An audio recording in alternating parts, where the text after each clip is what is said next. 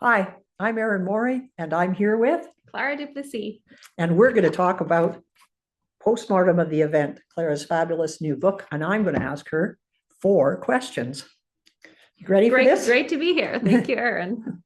Okay, so the first question, I see this book as kind of a mise en abîme, and it starts first with a sequence of sonnet forms which speak of the event and then kind of event themselves. You know what I mean? They, at times, by escaping discourse into signs, which I see as kind of viscera. They spit out their viscera, what is inside words, which isn't meaning, because meaning, of course, is in our heads. What's inside the words here as they decompose or they become viscera is sounds or signs for sounds. And these are refracted and then re-refracted. And so we enter into sound scribble waves, more exploded discussions, which is surprising enough. But the second section, the event, comes as even more of a surprise. Here, continuing this idea of mise en abîme, discussion of the book is remixed, or of the event is remixed as discussion or poem. It's taken apart vocally so that voice markings remain, but no distinct personalities or speakers. Perhaps new speakers or personalities emerge. Is this like a sonorité en abîme? I think when I started working on this project, I thought about the event as sonorous, as being a literary event in particular. So thinking about that event, not purely as spatial temporal, but spatial temporal as seen within sounded and performed and embodied poetry. Right. But since then, I've also done like a bit more reading around the event. And of course, Alain Badiou talks very much about the event as more of like a social excess that erupts. That's great. I love that. I love social excess. Into possible change. Right. And nice. but this also seems like mildly utopian to me, in a way that I think I push back at in the book. I see the event as a lyrical speaker in this book. Yeah. And so this really, it changes the parameters of how the event can exist and makes it immediately more sonorous. Right. But rather than keeping the event purely discrete as this like moment of eruption, I think it tries to be a continuity. Right. And clearly, and that continuity, I think, is like where the mise en abîme comes in, right? Because the book does look back and forward, and it does that. It looks back and forward to create that continuity, back towards a previous book that was published in 2020 called Highlight Flash, and forward towards a book that hasn't been written yet. Okay. My second question is that that second about the second section as well, the event, there's it which ends with these vowels, with the vowel O, these kind of timed and paced O's. I could definitely see that as a lyrical speaker, which you performed last November at Oberó Gallery in Montreal to stunning effect. Thank you. And so words, meaning, affect start to form a kind of sound, meaning, affect. That leads me to the question, what does the voice mean? And then I just wanted to ask you, because I figured you'd know the answer.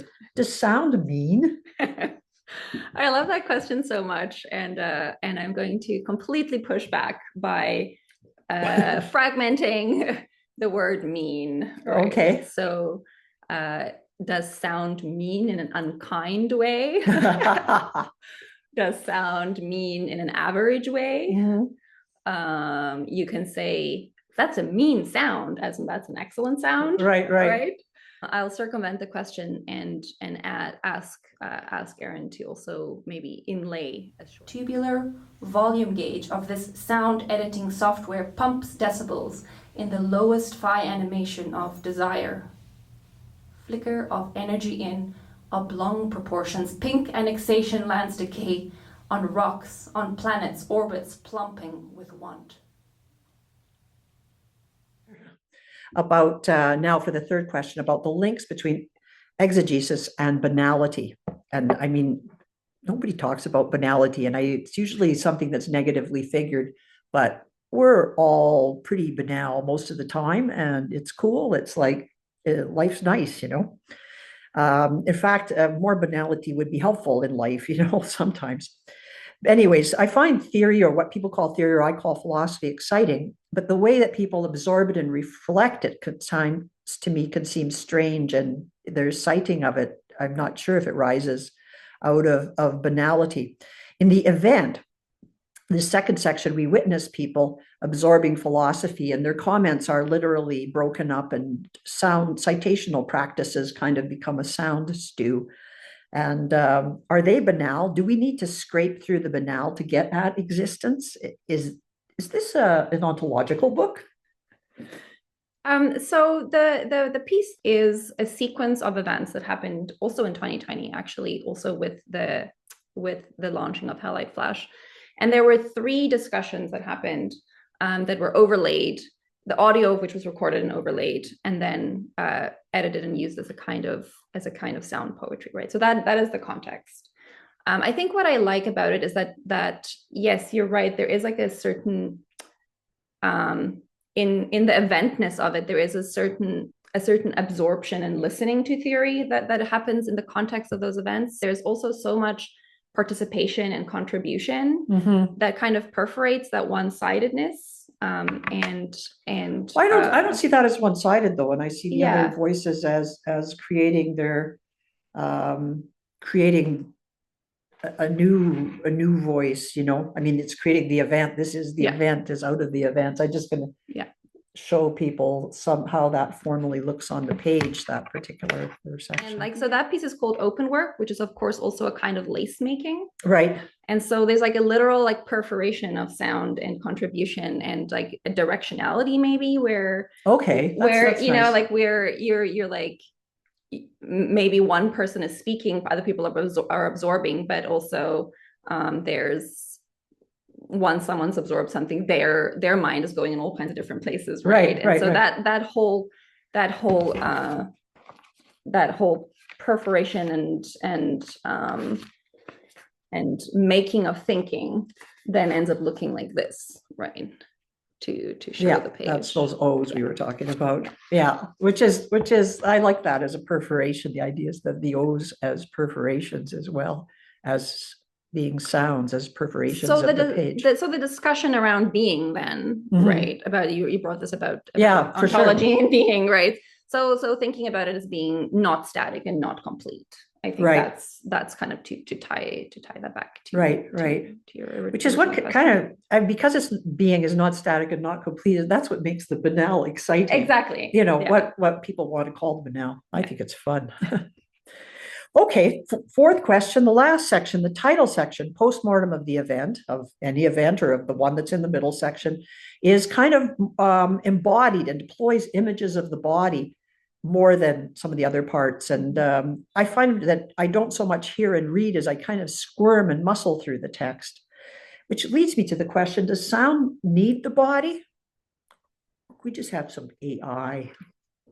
AI is not good enough. I have concrete evidence of this where I believe you. I keep referencing 2020, it seems, but like in January of that year, I did an event with Sawaku Nakayasu, Leanne Brown, and Fanny Howe. And Fanny Howe's voice, with her permission, was used as an AI.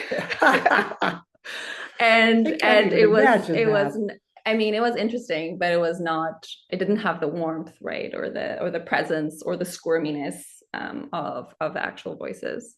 Okay. But yeah, so postmortem of the event, kind of the poem, I think is a nice final reference to your first question about the mise en abîme too, because it's in the book called Postmortem of Event. It's in the section called Postmortem of Event, and the poem is called Postmortem of the Event. And then it kind of like ropes back to the beginning, right? Because it ends on this. It actually ends in a kind of like a disco to talk about the body. It's about bodies in like a strobe light scenario. Exactly. Yeah. And it ends with this image of a hand kind of reaching out, like dancing, or reaching out to the light. Right. A handshake with air. Right. Which then ties back into the first set of poems called Dead Air. And within that dead air or still air, there is then the voice. Yeah. Right, yeah. Which is poetry. Yeah. That's great. Okay. Well, we're out of time. Thank you very much, Thank you so Erín much. Moure. Klara du Plessis. Bye.